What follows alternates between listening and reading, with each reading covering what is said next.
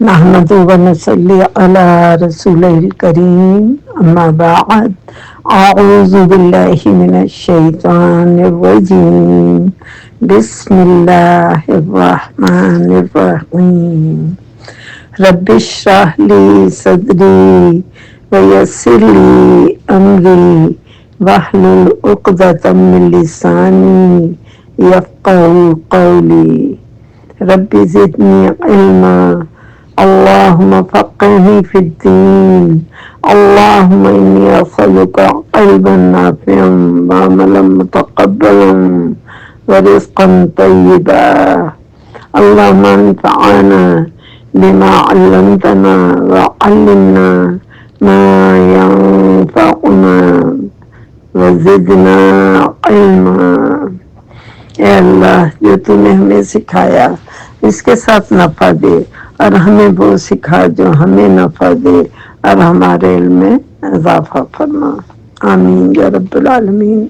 आज का सबक इस वीक का सूरत अल इमरान और आया नंबर है 12 to 16 इंशाअल्लाह ताला। सबसे पहले हम वर्ड मीनिंग देखते हैं, ताख़ीर पे दोबारा माजरत। बिस्मिल्लाहिर्रहमानिर्रहीम। आया नंबर 12 से कुल कह दीजिए लिल्लज़ीन, लिए ना शुरू में, तो लिए उन लोगों के, कफरू जिन्होंने कुफ्र किया, सतुग़लबून सा अन करीब, ता पे पेश है तुम, और गैन लाम बा गल्ब, गालिब से ना मगलूब होना, गैन लाम बा इसका रूट वर्ड है।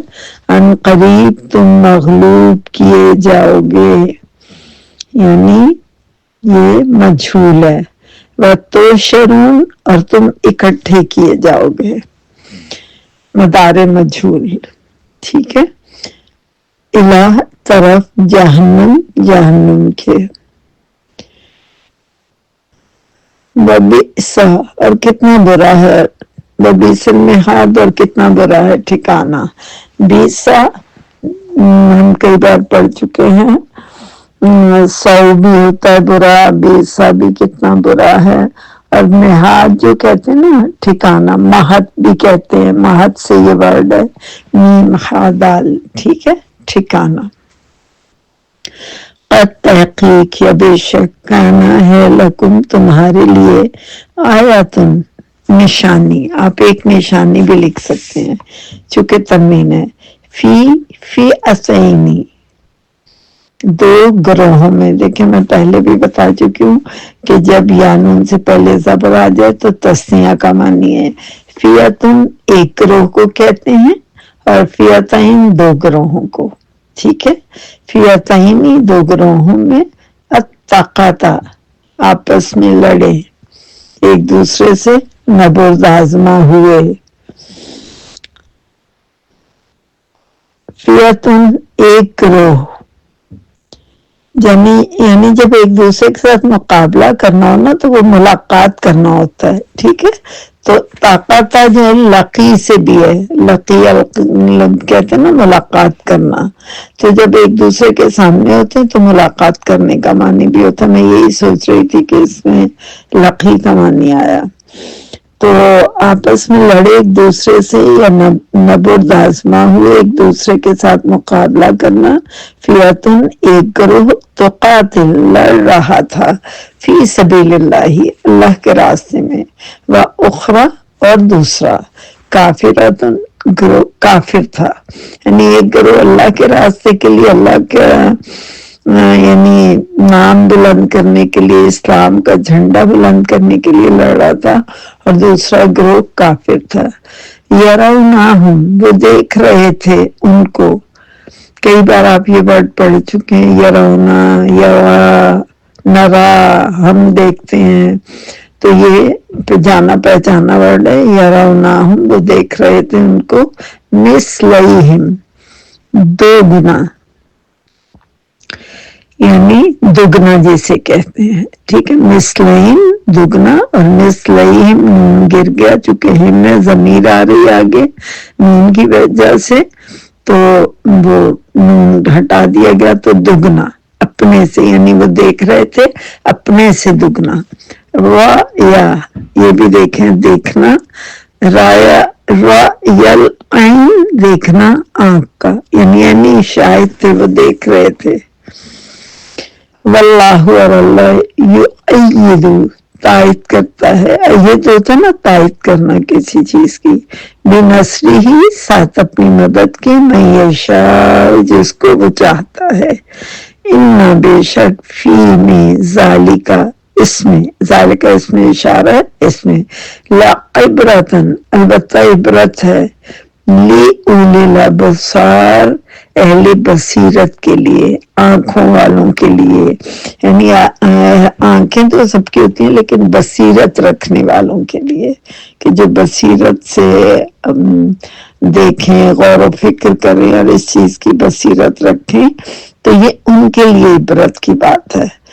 ہوتا نا کسی کی تکلیف کو دیکھ کے بھی انسان عقل سیکھ لیتا ہے کہ ہم بھی محتاط رہیں، تو یہ وہ بصیرت ہے. زینا خوبصورت بنا دی، بصیرت بصر سے باس آترا، یعنی جیسے بصر کہتے ہیں نا، بصارت آنکھوں کو بھی کہتے ہیں، بینائی کو، ٹھیک ہے. زینا خوبصورت بنا دی گئی، ماضی مجھول ہے، یعنی زینت بنا دی گئی یا خوبصورت بنا دی گئی، بیوٹیفائی کر دیا، للناس لوگوں کے لیے اور الناس لوگوں کے، حب محبت، حب الشہوات محبت خواہشات کی، من النسائی عورتوں سے، والبنین اور بیٹوں سے، والقناطیر اور خزانوں سے، والقناطیر المقنطرہ جو اکٹھے کیے گئے، یعنی ایک ایسے خزانے جو پل بن جائیں، اکٹھے ہوتے ہوتے جمع ہوتے ہوتے نا، ایک اونچی سی پہاڑی پل بن جائے، اسے مقنطرہ کہتے ہیں. من الذہب سونے میں سے، والفضہ اور چاندی سے، والخیل اور گھوڑے سے، یعنی اکڑ کر چلنا، گھوڑے کا چلنا، اسے خیل کہتے ہیں. مسومہ جو نشان لگے ہوئے ہیں، اور والانعام مویشی سے، جانور سے، والحرث اور کھیتی سے، حرث کہتے ہیں نا کھیتی کو، حارث کسان کو کہتے ہیں، ٹھیک ہے. ذالک یہ متاع سامان ہے، متاع حیات دنیا سامان ہے دنیا کی زندگی کا، یعنی تھوڑے فائدے کے لیے جو چیز ہو نا اسے متاع کہتے ہیں، متاع دنیا، دنیا کا سامان یا دنیا کا فائدہ یا دنیا کا متاع، ٹھیک ہے. اچھا یہ جو بات ہے شاید تھوڑا سا آپ کو الجھن ہو رہی ہو کہ یہ کیا بات فرمائی جا رہی ہے، تو دیکھیں ویسے تفسیر میں بھی بتاؤں گی، لیکن اس آیت میں زینا للناس، اس آیت میں حصول دنیا میں فکر آخرت جو ہوتی ہے نا وہ اصل کامیابی ہوتی ہے، یعنی دنیا تو سب حاصل کر لیتے ہیں مگر آخرت کی فکر اور آخرت کے لیے سامان کرنا یہ اہم بات ہے کہ اصل زندگی وہی ہے، وہیں جانا ہے. ان چیزوں میں کوئی چیز بذات خود بری نہیں، نہ دنیا کی محبت بری ہے نہ خواہشات بری ہیں، اور آخرت جو ہے وہ تو ہے ہی ہے کامیابی کا راستہ اگر انسان اس کی محبت دل میں پیدا کر لے. لیکن انسان کے دل میں خواہشات جو ہے نا وہ فطری طور پر جاگزی ہیں، اللہ تعالیٰ نے خواہشات ڈالنی. اب خواہشات کیا ہیں؟ یعنی شہوت کہتے ہیں کسی چیز کی طرف دل کا کھچنا، من النسائی عورتوں سے، بنین بیٹوں سے، قناطیر خزانے سے جو اکٹھے کیے گئے ہوں، سونے سے، چاندی سے، یعنی انسان کے دل میں فطری طور پر یہ چیزیں، ایسی چیزوں سے انسان کے اس دنیا میں آزمائش بھی ہے. اگر یہ رنگینیاں اور لہلاہتے کھیت نہ ہوتے تو تہذیب و تمدن کے نظارے کچھ بھی نظر نہ آتے، مگر برا یہ ہے کہ ان چیزوں کی محبت اور حصول میں شریعت کی حدود یا حلال و حرام کی تمیز نہ رکھنا. آپ اچھا پہنیں، بہترین اپنا رہن سہن رکھیں، اچھا کھائیں، کوئی برائی نہیں ہے، مگر اسراف نہ کریں، یا پھر جو شریعت کی حدود ہے کہ اپنی جو زکوٰۃ ہے، اپنے اقربا پروری ہے، دوسروں کے حقوق ہیں، وہ ان کا بھی خیال رکھیں، ٹھیک ہے. تو یہ خواہشات جو ہیں یہ تو اللہ تعالیٰ نے فطری طور پر انسان کی نیچر میں رکھی ہیں، مگر شرط یہ ہے کہ شریعت کی حدود حلال و حرام کی تمیز رکھی جائے، اور اتنے غرق نہ ہو جائیں ہم دنیا میں کہ آخرت یاد ہی نہ رہے۔ یہی وجہ ہے کہ جن کے دلوں میں خوف خدا ہوتا ہے وہ مثبت انداز میں انہی چیزوں سے دنیا کی راحت اور سکون بھی حاصل کرتے ہیں اور اپنی حدود سے تجاوز نہیں کرتے۔ یہ میں نے کہا بالکل بڑی اہم آیت ہے، یہی آپ کو سمجھا دوں۔ اور آخرت میں بھی یہ چیزیں ان کی نجات کا ذریعہ بن جاتی ہیں، اور پھر ان کا اجر و حساب اللہ کے پاس ہے جو کہ بہتر ٹھکانہ ہے۔ مال و سامان کا جائز تصرف، صلاحیتوں کا تصرف، یہ سب اللہ اور اس کے رسول کے بتائے ہوئے طریقوں پر اگر ہو تو برا نہیں ہوتا، ٹھیک ہے۔ واللہ، اور اللہ تعالیٰ، عندہ، اس کے پاس، حسن المآب، اچھا ٹھکانہ ہے۔ مآب کہتے ہیں ظرف مکان ہے یہ، یعنی ٹھکانہ ہے، لوٹنے کی جگہ ہے۔ اگر ہم یہ فکر رکھیں نا کہ بس اصل ٹھکانہ وہی ہے تو پھر انسان اپنی حدود سے تجاوز نہیں کرتا۔ اللہ کا ڈر، اللہ کا تقوی ہر لمحہ دل میں ہو تو وہ اپنی حدود میں رہتا ہے۔ قل کہہ دیجئے، او نبیکم، کیا میں خبر دوں تم کو؟ نبا کہتے ہیں خبر کو، اہم خبر۔ او نبیکم، کیا میں، کیا وہ میں، نبیکم خبر دوں کم تم کو، یعنی اہم خبر، بخیر، بہتر کی، اچھے کی، من ذالکم، اس سے، للذین، ان لوگوں کے لیے، اتقوا، جنہوں نے تقوی کیا، یعنی جنہوں نے عند ربہم، ان کے رب کے پاس ڈر ہے، انہیں پتہ ہے کہ ہمیں ایسے متقین کے لیے یہ شرط جو ہوتی ہے نا تقوی ہوتی ہے کہ ان کے دلوں میں تقوی ہو کہ بس ہمیں اپنے رب کو جواب دینا ہے، اپنے مال کا، اپنی جان کا، اپنے اعمال کا، ان تمام چیزوں کا حساب اپنے رب کو دینا ہے، تو پھر وہ ادھر ادھر نہیں ہو سکتے۔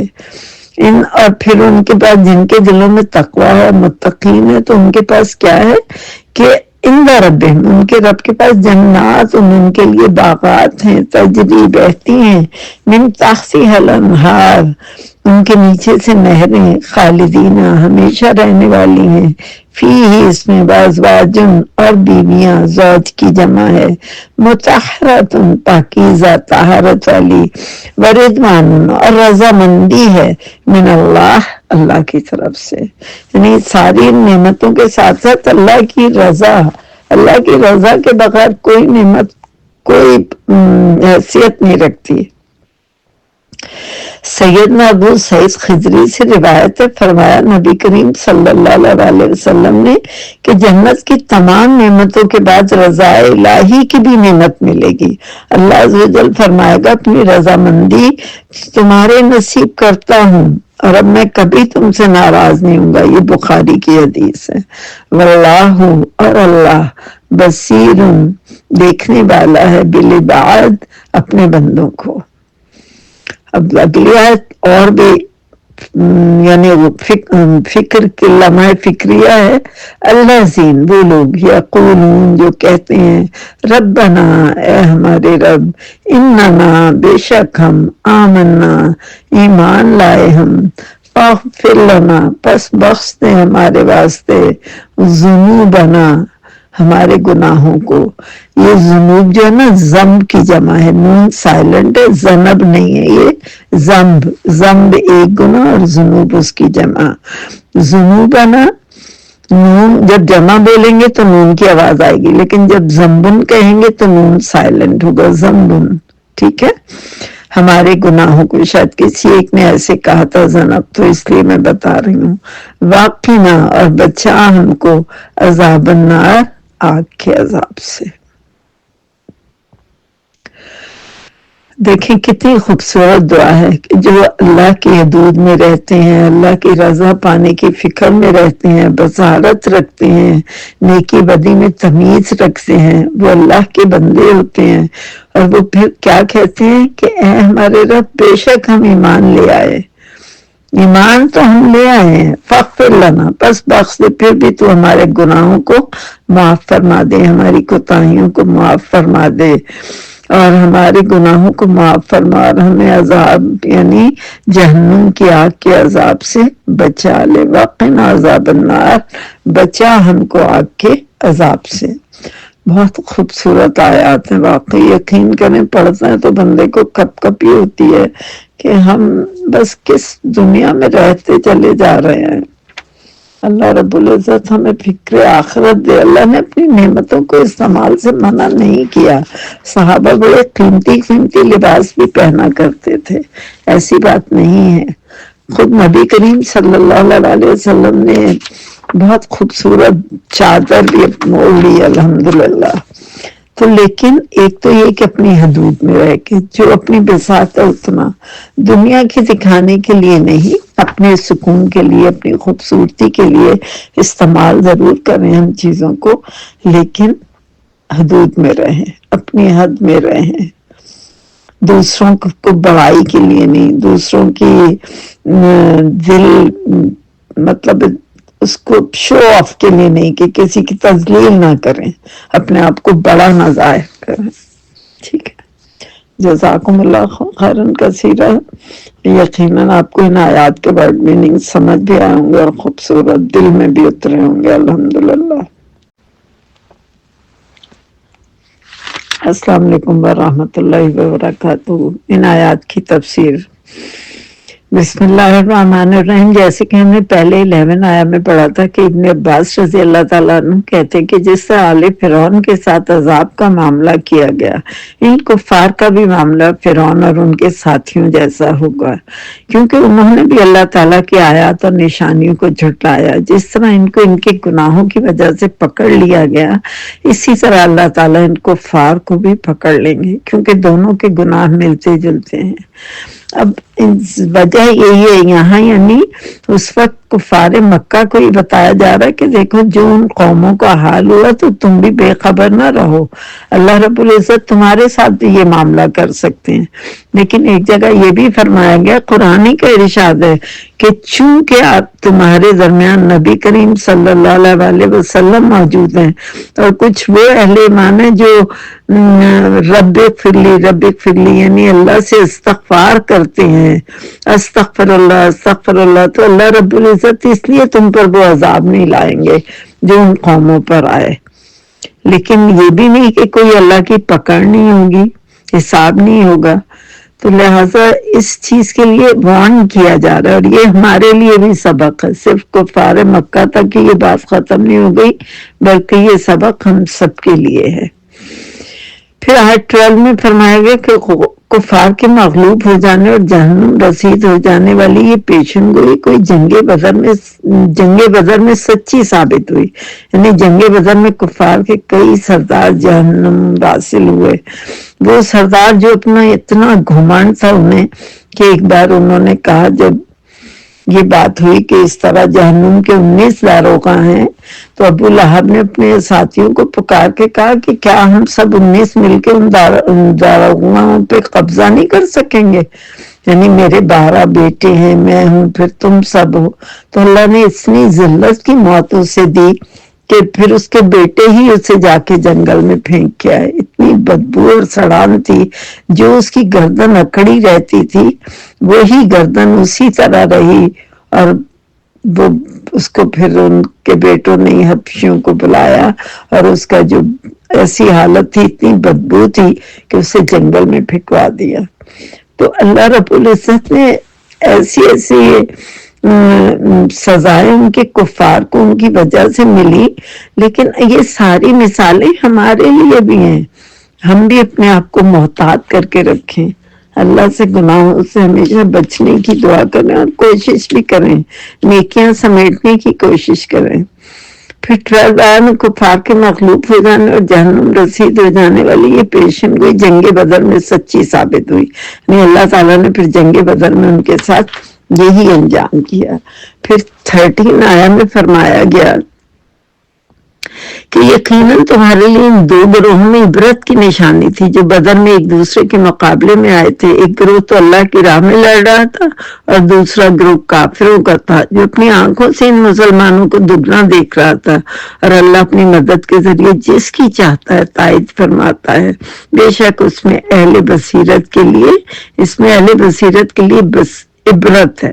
یعنی یہ عبرت کی بات ہے کہ جو اہل بصیرت ہیں، سوجھ بوجھ رکھتے ہیں، عقل کی آنکھ رکھتے ہیں، وہ اس سے عبرت حاصل کریں. یہ کوئی ہمیں قصے کہانیاں نہیں سنائے جاتی، یہ سب ہمارے لیے قرآن میں جو بار بار چیزیں بتائی جا رہی ہوتی ہیں، فرمائی جا رہی ہوتی ہیں، یہ ہمارے لیے ہیں. اس کے بعد پھر فرمایا 13 آیا میں کہ لوگوں کے لیے خواہشات کی محبت خوبصورت بنا دی گئی، جیسے عورتوں، بیٹوں، سونے اور چاندی کے خزانوں، پلے ہوئے گھوڑوں، چوپایوں اور کھیتی کی محبت. یہ ساری چیزیں دنیاوی زندگی کا سامان ہے اور اچھا ٹھکانہ تو اللہ ہی کے پاس ہے. آج کل تو خیر گاڑیوں کی دوڑ ہے، لیکن اس زمانے میں گھوڑوں کی بہت زیادہ قیمت، اونٹ گھوڑے بہت قیمتی ہوتے تھے. اور یہ آیت جو ہے نا رہبانیت کی بھی تردید ہے کہ یا تو بالکل دنیا چھوڑ دی اور یا پھر اتنے دنیا کے پیچھے بھاگے کہ حلال و حرامی کو بھول گئے. تو لہذا جنگ بدر میں فتح غلبہ جو تھا وہ اسلام کی نشانی تھی. جنگ بدر اسلام اور کفر کے درمیان پہلی جنگ تھی جس میں مسلمانوں کی تعداد 313 تھی جبکہ کفار کی تعداد 1000 کے قریب تھی. اس جنگ کو یہودیوں کے لیے عبرت قرار دیا کہ اللہ تعالیٰ اپنے رسول اور ایمان والوں کی دیکھو کیسے مدد فرماتے ہیں. لڑائی کے وقت میدان جنگ میں اللہ تعالیٰ نے اپنے 1000 خاص معزز فرشتے مسلمانوں کی مدد کے لیے بھیج دیے، اس لیے کہ کفار کو مسلمان بہت زیادہ معلوم ہو رہے تھے. اسی لیے مسلمانوں کو معلوم تھا کہ مشرق ہم سے زیادہ ہیں، مگر پھر بھی اللہ تعالیٰ نے انہیں فتح نصیب فرمائی. اللہ اپنے دوستوں کی ہمیشہ مدد فرماتا ہے. بار بار آپ قرآن میں پڑھیں گے جو اللہ کی راہ میں کھڑے ہو جاتے ہیں اللہ ان کی ہر طرح مدد فرماتے ہیں. آگے آپ پڑھیں گے جنگ تبوک ہے کہ آپ دیکھیں اس میں کیسے اللہ نے مسلمانوں کی مدد فرمائی.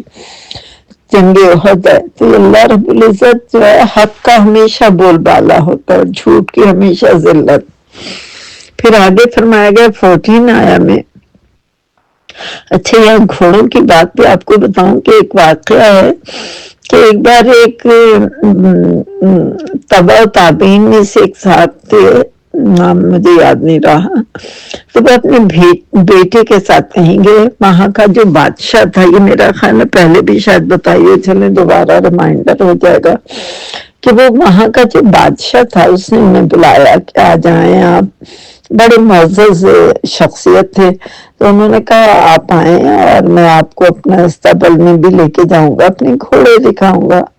خیر وہ جب وہاں گئے اپنے گھوڑے دکھا رہے تھے تو اچانک ایک گھوڑے نے ایک لات ماری اور ان کا بچہ وہیں کھڑا تھا. وہ تو آن دا اسپاٹ اس کی ڈیتھ ہو گئی اور ان کی ٹانگ پہ اتنی شدید چوٹ لگی کہ پھر ان طبیبوں کو ان کی ٹانگ کاٹنی پڑی، کوئی اس کا حل ہی نہیں تھا.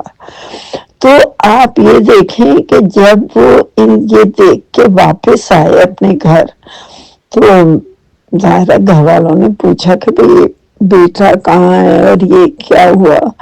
تو انہوں نے کہا کہ اللہ رب العزت نے مجھے 2 ٹانگیں دی تھی، ایک لے لی، ایک تو ہے نا موجود، میں اس سے چل رہا ہوں، اپنا کام کر رہا ہوں، اور بیٹے اللہ نے مجھے 4 دیے، ایک لے لیا، 3 ابھی بھی موجود ہے الحمدللہ. یعنی دیکھیں ان لوگوں کا توکل، ان لوگوں کے جذبے. یہ گھوڑے، مال و متاع، کسی کی بادشاہت انہیں کبھی مروب نہیں کر سکتی تھی، اس لیے کہ وہ اللہ کے محبوب بندے تھے، محسنین تھے، صبر و شکر کرنے والے لوگ تھے. یہ ایمان کے لیول تھے ان کے. کبھی ہم ایسا کر سکتے ہیں؟ ہماری تو چھوٹی سی چیز ادھر سے ادھر ہو جائے تو طوفان مچا دیتے ہیں، 10 لوگوں پہ الزامات دیتے ہیں تم نے لی. لیکن اللہ رب العزت کا دیکھیں، یہ ہے اللہ کی محبت، یہ ہے دین اسلام کی خوبصورتی. تو یہ ساری چیزیں کہانیاں نہیں ہیں، یہ ہمارے لیے سبق کی باتیں ہیں. پھر فرمایا گیا کہ دنیاوی زندگی میں جو ہے وہ بتایا جا رہا ہے کہ آدمی اپنی خواہشات سے اندھی محبت کرتا ہے، حالانکہ یہ خواہشات جب حد سے بڑھ جائیں تو ہر صاحب عقل کی نظر میں قابل حقارت ہو جاتی ہیں۔ یعنی اس بیان کی ابتدا عورتوں سے کی گئی، کیونکہ عورتوں کا فتنہ تمام فتنوں سے بڑھ کے ہے۔ فرمانے لائیے تمہاری بعض بیویاں اور اولاد تمہارے دشمن ہیں، تم ان سے بچ کر رہو۔ سورہ تغابن کا یہ ترجمہ ہے۔ رسول اکرم صلی اللہ علیہ وسلم نے فرمایا میرے بعد مردوں کے لیے عورتوں کے فتنہ سے زیادہ نقصان دہ کوئی اور فتنہ نہیں۔ یہ بخاری کی حدیث ہے۔ اگر عورت نیک ہو تو وہ تمام دنیاوی ساز و سامان سے بہترین ہے۔ رسول اکرم صلی اللہ علیہ وسلم نے فرمایا دنیا کی بہترین پونجی نیک بیوی ہے۔ یہ مسلم کی حدیث ہے۔ اور ایک اور حدیث ہے جس کا مفہوم ہے کہ اگر عورت دین پر آتی ہے تو دین گھر کے اندر داخل ہو جاتا ہے، لیکن اگر مرد دین پر ہوتا ہے تو وہ دروازے تک ہی رہتا ہے۔ تو لہٰذا اب ہم سب اپنے آپ کو رکھیں اس سانچے میں کہ ہم کہاں ہیں، ٹھیک ہے۔ قرآن کی محبت، اللہ کے احکامات پر عمل کرنا، صبر، شکر، توکل کتنا ہے ہمارا، اور اگر تھوڑی کمی ہے تو بہتری لانے کی کوشش کریں توفیق الہی سے۔ پھر 15 آیا میں جنت کا حصول ایک بہترین نعمت ہے۔ اب تو تمام پچھلی آیات جو ہیں وہ دنیا کی عارضی زندگی کی پہلے مذمت کی گئی، اس کی شہوات کو لغو قرار دیا گیا، اور اب جو فرمایا جا رہا ہے کہ اے نبی یعنی آپ انہیں کہہ دیجئے کہ کیا میں تمہیں ایسی چیز کی خبر دوں جو دنیاوی ساز و سامان سے بہتر ہے۔ تقوی اختیار کرنے والوں کے لیے ان کے رب کے پاس ایسے باغات ہیں جن میں نہریں بہتی ہیں اور وہ ان میں ہمیشہ رہیں گے، انہیں پاکیزہ بیویاں ملیں گی اور اللہ کی رضامندی بھی حاصل ہوگی، اور اللہ اپنے بندوں کو خوب دیکھ رہا ہے۔ تو لہٰذا یہاں فرما دیا گیا کہ جنت کا اصول بہترین نعمت اسی صورت میں ہے کہ جو اللہ تعالیٰ کے احکامات پر عمل کریں، اللہ کی رضامندی کے مطابق زندگی گزاریں، اور جن کے پاس تقوی کی نعمت ہو، جس کے حقدار نیک اور متقی لوگ ہیں۔ جنت کی نعمتیں بلا شبہ بہترین اور عظیم ہیں۔ جنت میں خالص پانی، دودھ، خالص پاکیزہ شہد کی نہریں جاری ہیں، اور اس میں ایسی نعمتیں جو نہ کسی آنکھ نے دیکھی، نہ ان کا تذکرہ کسی کان نے سنا، نہ ہی کسی کے دل میں ان کا تصور تک گزرا۔ یعنی ہم اندازہ ہی نہیں کر سکتے کہ جنت کی کیسی نعمتیں ہیں، اور یہ نعمتیں ہمیشہ رہنے والی ہیں۔ قرآن کا ارشاد ہے جنت کی نعمتوں میں سے سب سے بڑی نعمت اللہ کی رضامندی ہوگی۔ رسول اکرم صلی اللہ علیہ وسلم نے فرمایا اللہ تعالیٰ جنت والوں سے فرمائیں گے اے جنت والوں، جنتی جب لبیک کہیں گے اور عرض کریں گے کہ اے اللہ ہر طرح کی بہتری اور بھلائی آپ ہی کے قبضے میں ہے، یعنی وہاں تو بس الحمدللہ الحمدللہ سبحان اللہ کے ورد ہوں گے، تو پھر اللہ تعالیٰ فرمائیں گے خوش ہو جاؤ۔ وہ عرض کریں گے بھلا ہم خوش کیوں نہ ہوں، آپ نے ہمیں وہ نعمتیں عطا فرمائیں جو کسی کو نہیں دی۔ پھر اللہ تعالیٰ فرمائیں گے کیا میں تمہیں ان نعمتوں سے بھی افضل و بہتر نعمت نہ دوں؟ وہ پوچھیں گے ان سے افضل کیا نعمت ہو سکتی ہے؟ پھر ارشاد ہوگا کیا میں تمہیں اپنی رضا دیتا ہوں، اب میں تمہیں اپنی رضا دیتا ہوں، اب میں تم سے کبھی بھی ناراض نہیں ہوں گا۔ یہ بخاری کی حدیث ہے۔ یعنی اہل جنت کو جنت پہ پہنچنے کے بعد اللہ کی رضا کی نعمت نصیب ہوگی، اور اللہ رب العزت فرمائیں گے اب میں تم سے کبھی ناراض نہیں ہوں گا۔ ظاہر ہے جنت میں جب ہی پہنچیں گے نا جب تمام مراحل سے گزر کے پاس ہو کے اپنا نامہ اعمال اپنے دائیں ہاتھ میں لے کے پل صراط سے گزر کے پہنچیں گے۔ لہٰذا جنت کو یوں نہ سمجھنے کہ بس جنت یوں ہی مل جائے گی، بڑے ٹیسٹ ہیں، بڑے امتحان ہیں جن سے صحابہ گزرے، اور ہمیں بھی یہ سب کرنا ہوگا۔ ہم کہتے ہیں نا اللہ بڑا بادشاہ ہے، تو لیکن خیال رہے، ڈرا نہیں رہی لیکن میں خود بھی ڈر رہی ہوں۔ 16 میں فرمایا پرہیزگاروں کے اوصاف۔ اب اللہ رب العزت یہاں پر ان کے اوصاف، ان کی نیکیاں بتا رہے ہیں کہ یہ وہ لوگ ہیں جن کو یہ جنت ملے گی، اور وہ اللہ اپنے بندوں کو دیکھے گا، وہاں کی نعمتیں نصیب ہوں گی۔ تو کون سے لوگ ہیں؟ اللہ والے وہ لوگ ہیں جو قبولیت کے اوقات میں یہ دعائیں مانگتے ہیں، اے ہمارے رب ہم آپ پر، آپ کی کتابوں پر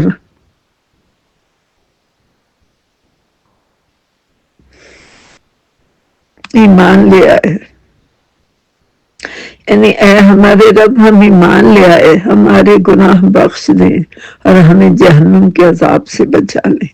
یعنی وہ اس وقت بھی اللہ سے یہ التجا کریں گے، یقولون یعنی کہیں گے ربنا اے ہمارے رب، اننا بے شک ہم، آمنا ہم ایمان لے آئے ہر چیز پر، کتابوں پر، آپ کے رسولوں پر، آپ کی وحدانیت پر ہم ایمان لے آئے، فاغفر لنا بس ہمیں بخش دیجئے، ذنوبنا ہمارے گناہ بخش دیجئے، وقنا عذاب النار اور ہمیں جہنم کے عذاب سے بچا لیجئے، آمین یا رب العالمین۔ یا رب العزت ہمیں انہی لوگوں میں شمار کر لیجئے گا۔ تو وہ یہی کہیں گے کہ ہم آپ کے نبی پر ایمان لائے، ہم تمام انبیاء کرام کو برحق مانتے ہیں، اے اللہ اپنے فضل و کرم سے ہمارے گناہ معاف فرما دیجئے، ہماری کوتاہیوں سے درگزر کیجئے، ہماری خطائیں بخش دیجئے اور ہمیں جہنم کے عذاب سے بچا لیجئے، آمین یا رب العالمین۔ جزاکم اللہ خیرا کثیرا۔ یہ آپ کی آج کی آیات کی تفسیر تھی۔ اللہ رب العزت ہمیں ایسا ہی بنا دے، اپنے انہی لوگوں میں شمار کر رہے اور ہمارے اعمال بھی بہترین کر رہے، ہمیں دنیا میں نیکیاں کرنے کی توفیق دے۔ دیکھیں نیکیاں بھی کریں اور نیکیوں کو بچائیں بھی، بعض وقت انسان نیکیوں کو کر کے خود ہی زائل بھی کر دیتا ہے۔